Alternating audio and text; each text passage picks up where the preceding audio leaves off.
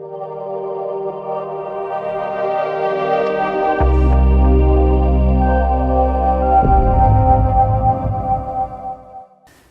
next principle for the week that we looked at was that of accurate thinking.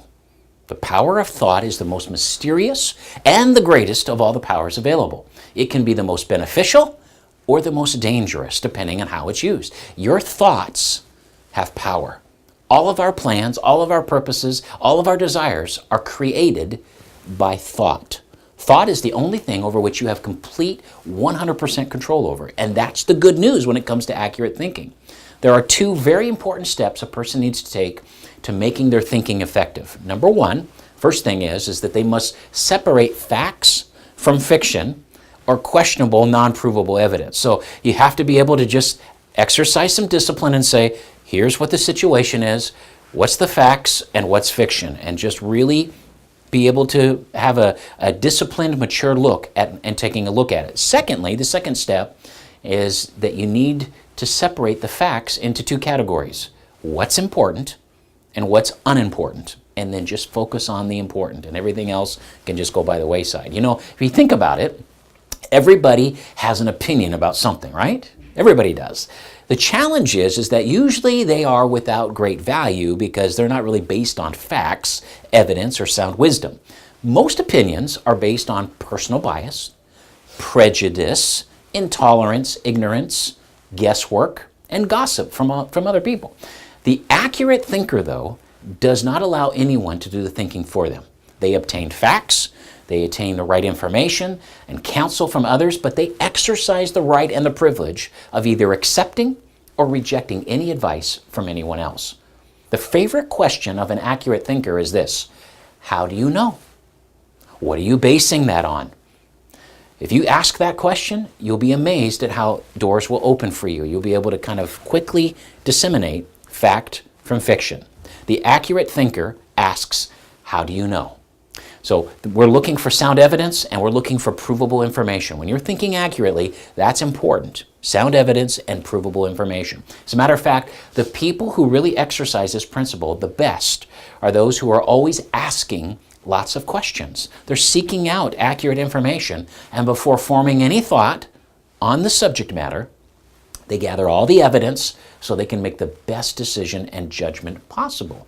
They take the time and the energy and the thinking things through before any deduction is actually arrived at. And maybe that's one of the reasons that today things are so challenging, is that people are reacting instead of responding. An accurate thinker is going to be somebody who responds. They take time to delve into it and really look at the process before they're able to give what they feel or come to any kind of conclusion. Whereas people who are reacting, it's completely spontaneous, 100% emotion, and a lot of times it's not accurate. It's not based on facts.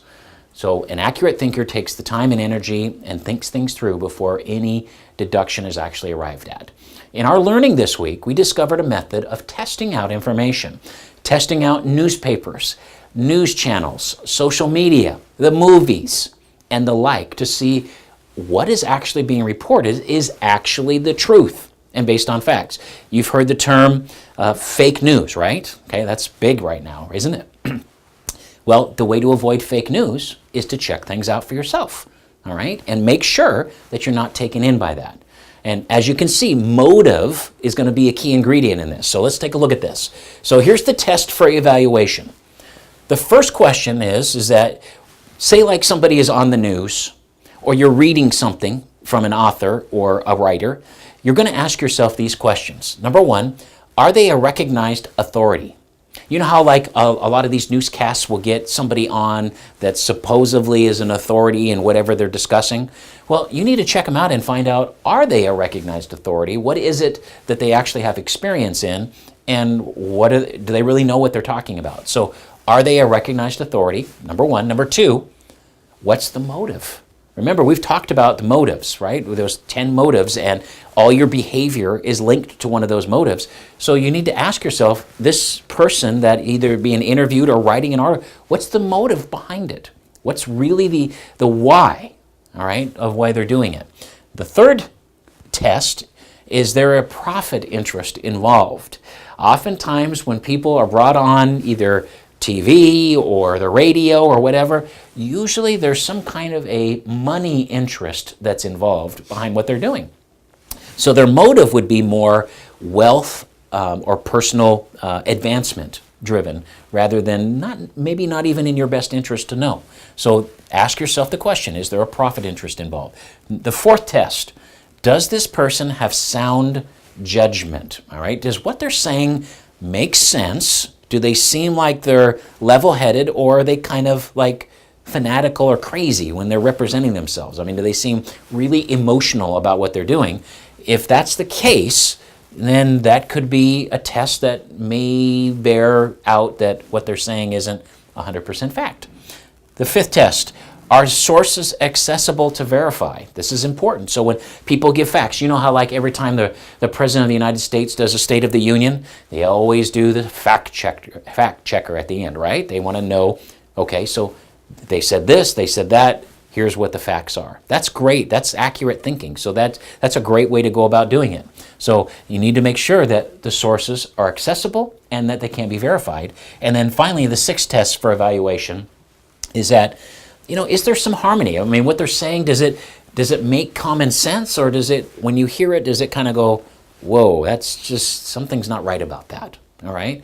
So when you look at these tests and you look at the way that you would evaluate and be an accurate thinker and be able to look at facts versus fiction, as you can see, motive is a key ingredient in discovering truth from error, fact from fiction, and the why behind people or organizations and what they're reporting, saying, or writing about. So to wrap this up, I hope that you can see clearly that when you're an accurate thinker, you're the one that's in control of your emotions.